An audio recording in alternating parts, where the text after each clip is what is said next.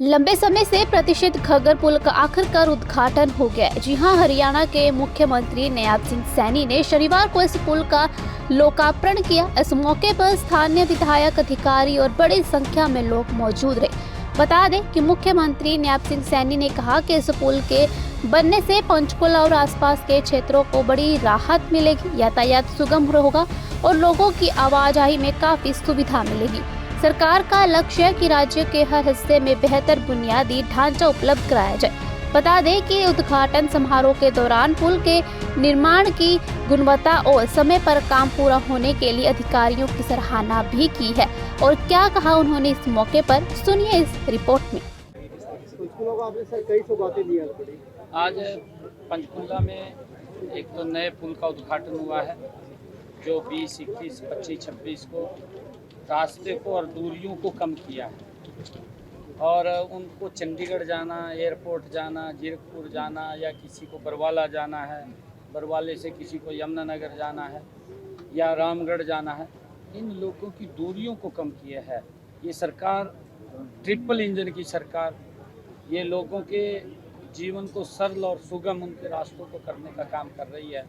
आज 4 परियोजनाओं के उद्घाटन और शिलान्यास हुए हैं, जिसमें 2 डिस्पेंसरीज का शिलान्यास हुआ है, 1 ग्राम सचिवालय का शिलान्यास हुआ है और पुल का उद्घाटन हुआ है जो 50 करोड़ रुपए की लागत से लगभग बनकर के तैयार हुआ है। और मुझे खुशी है कि पंचकुला विकास की गति के अंदर तेज गति से आगे बढ़ रहा है और ये डबल इंजन की सरकार जो अभी ट्रिपल इंजन में परिवर्तित हुई है, 3 गुना गति से हरियाणा प्रदेश का विकास करने में लगी हुई है आदरणीय मोदी जी के नेतृत्व। सीएम साहब, जो एक बरसात काफी हुई है अभी और तूफान आया, उसके कारण से जो फसल मंडियों के अंदर आई हुई थी वो भीग गई है, तो उसको लेकर के कोई आदेश दिए गए हैं, कोई डिप्टी कमिश्नर को कोई खराब? हाँ, वो सूचनाएं मेरे को मिली हैं और क्योंकि गर्मी है, गर्मी के कहीं स्पार्किंग, कहीं अन्य कोई चिंगारी से आग लग जाती है।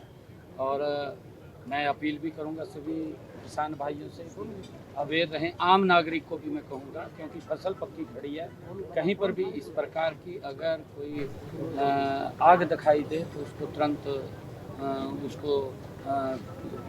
उसको बुझाने का काम करें और इससे सचेत रहें। मैं ये आग्रह करूंगा, क्योंकि प्राकृतिक आपदा भी कई बार जैसे मौसम करवट ले लेता है, मौसम खराब हो जाता है, तूफान आंधी आ जाती है और उसके साथ साथ बारिश भी आ जाती है। हमने अधिकारियों को पिछले दिनों ये कहा था कि जो हमारे आड़ती और हमारा जो मार्केटिंग कमेटी का अधिकारी हैं वो मिल कर के वहाँ मंडी के अंदर धान को और इस गेहूं की फसल को ढकने के लिए कुछ पल्ली वगैरह का इंतजाम करें, जिससे कि अगर कोई बरसात आती है तो उनका फसल वो खराब ना हो। तरपाल वगैरह वहाँ पर लाई जाए और उसके अंदर हमने ये कहा था, उसको लेकर के कई स्थानों पर वो हो रहा है, क्योंकि फसल का जो सीजन है वो सीजन भी बहुत छोटा रह गया है। क्योंकि पहले तो हम जब देखते थे कि फसल लगभग 1 महीना, 1.5 महीना, 2 महीने तक चलती थी, परंतु अब 10 दिन, 15 दिन का वो सीजन रह गया है, क्योंकि मशीनी युग है और मशीनी युग से जल्दी गेहूं को काट करके मंडी के अंदर पहुंचा दिया जाता है। एक बार व्यवस्थाएं चरमरा जाती हैं, परंतु हमने उसको भी कि जो फसल शॉर्ट टर्म के अंदर आ रही है उसको कैसे काबू किया जाए, उसके लिए भी हमने अधिकारियों को और सोचने के लिए कहा है कि इसके ऊपर भी सोचिए, क्योंकि कैसे हम इसको काबू कर सकें। और क्योंकि प्राकृतिक आपदा, हमने कहा है कि किसानों को इसको लेकर के सचेत होना चाहिए और हम देख रहे हैं कि कहीं पर अगर इस प्रकार की कोई आवश्यकता की जरूरत पड़ी तो सरकार उसको पूरा करेगी। सीएम साहब, राज्यपाल जी से भी आज आपने मुलाकात की है, कुछ विशेष होने वाला प्रदेश में? नहीं, देखिए, माननीय राज्यपाल जी से समय समय के ऊपर हमें मिलते रहते हैं, बातचीत उनसे करते रहते हैं। आज भी मैं कुछ आदरणीय प्रधानमंत्री जी हरियाणा के अंदर पिछले दिनों आए थे, उसको लेकर के आदरणीय राज्यपाल महोदय जी से चर्चा की है, क्योंकि उनके कुछ स्वास्थ्य की या बाहर का कार्यक्रम था, उसके कारण से नहीं वहाँ जा पाए थे। और सारा मैंने अवगत कराया है कि हरियाणा में 2 बड़े कार्यक्रम परियोजनाओं का उद्घाटन माननीय प्रधानमंत्री जी ने और शिलान्यास की है। सर, वेस्ट बंगाल को लेकर मिथुन चक्रवर्ती ने कहा है कि यहाँ पर ममता की वजह से हालात बहुत ज़्यादा बिगड़ रहे हैं। उन्होंने केंद्रीय गृह मंत्री से मांग की कि यहाँ पर राष्ट्रपति शासन लागू किया जाए, क्योंकि वेस्ट बंगाल में दिन ब दिन हालात खराब होते जा रहे हैं। आपको क्या लगता है सर कि वेस्ट बंगाल में इस तरीके की जो हालात है उसको लेकर किस तरीके से कदम केंद्र की सरकार? देखिए, वो दुर्भाग्यपूर्ण है। इस प्रकार के हालात नहीं होने चाहिए, क्योंकि वहाँ की सरकार ने लॉ एंड ऑर्डर की जिम्मेवारी वहाँ की सरकार की होती है। लॉ एंड ऑर्डर को चुस्त दुरुस्त करना वो सरकार का दायित्व है। परंतु दुर्भाग्यवश मैं कहूँगा कि अपनी वोट बैंक की राजनीति को सुरक्षित करने के लिए एक ऐसे लोगों को बलि चढ़ा देना, ऐसे लोगों को वहाँ पर उनके घरों को तबाह कर देना, उनको आगजनी के हवाले कर देना, ये दुर्भाग्यपूर्ण है। ऐसा नहीं होना चाहिए। इसका जिम्मेवार अगर कोई होगा तो वहीं की सरकार होगी, क्योंकि काबू लॉ एंड ऑर्डर की व्यवस्था रखना वो सरकार का दायित्व है। अरे वक्फ बिल आया है, वक्फ बिल के अंदर कौन सा किसी की जमीन थोड़ी खोज ली गई। कांग्रेस की गलत सोच, कांग्रेस की गलत नीति, उसका सुधार नरेंद्र मोदी जी ने किया है, जिसका लाभ मुस्लिम समाज को भी मिलेगा। ऐसा नहीं है कि मुस्लिम समाज को उसका लाभ नहीं मिलेगा, मुस्लिम समाज को भी लाभ मिलेगा। परंतु जो वोट बैंक की राजनीति करते थे, जो वोट बैंक उसके अंदर सोचते थे कि ये हमारा वोट बैंक है, उनको लाभ नहीं मिलेगा। वो उस वोट बैंक के लाभ से बाहर हो जाएंगे। इस कारण से उन लोगों को पीड़ा है, नहीं पीड़ा किसी को नहीं है।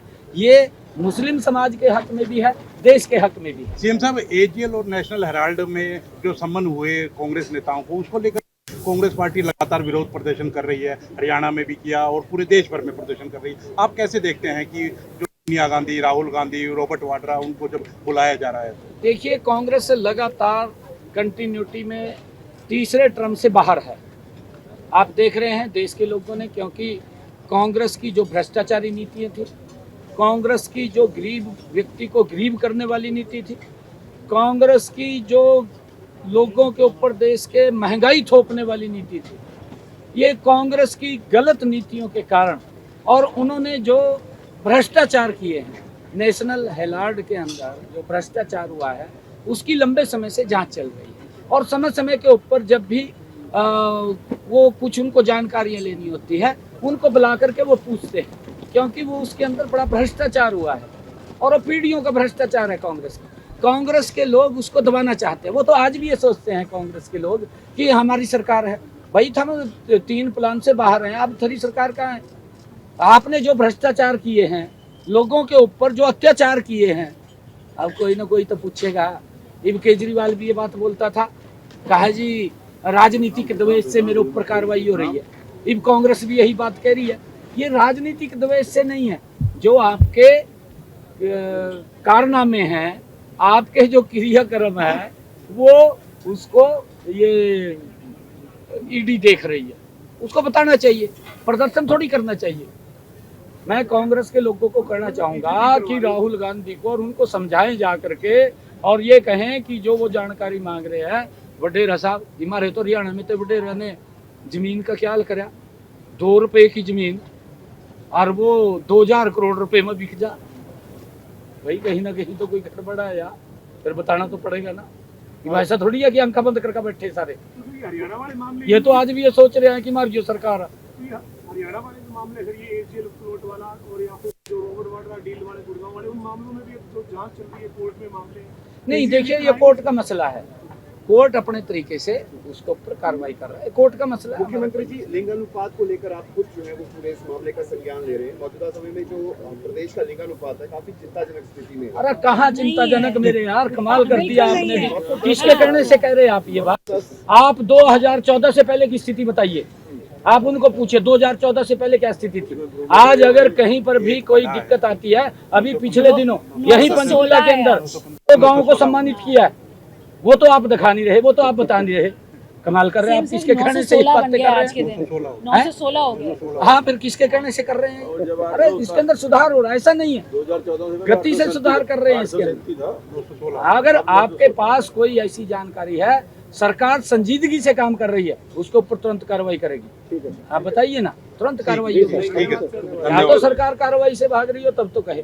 हाँ, आजकल नए नए इंस्ट्रूमेंट आते हैं, लोग नई नई तकनीक अपनाते हैं, उस नई तकनीक के अंदर भी हमें नए उसके साथ इनोवेशन के साथ लोगों के अंदर जा करके उसके ऊपर कार्रवाई करते हैं। ठीक है सर, थैंक यू जी, थैंक यू, क्योंकि वो राष्ट्रपति से जवाब तलब कर रहे हैं। नहीं देखिए, हालांकि उपराष्ट्रपति जगदीप धनखड़ जी ने भी स्वागत किया। उस विषय के ऊपर क्योंकि ये ऊपर का मामला है और लोकसभा कोई भी कानून बना सकती है, कानून बनाने का ही संस्थान है वो, और वहाँ कानून बनता है, उस कानून का पालन वो करते हैं। ठीक ठीक है, शुक्रिया।